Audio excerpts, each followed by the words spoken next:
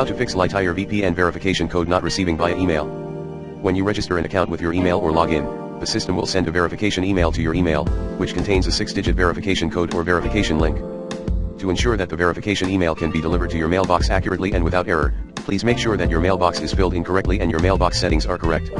If you still cannot receive a verification email from us, you can try the following methods. 1. Please check your junk mailbox, or wait for a while and check your mailbox again. If you haven't received the verification email for a long time, you can also open the user interface of LightyearVPN and try to resend the verification email.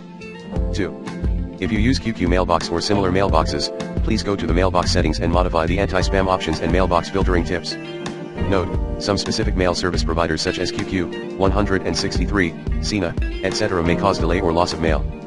Please understand that you can also try to contact the customer service of LightyearVPN to request another mail service provider.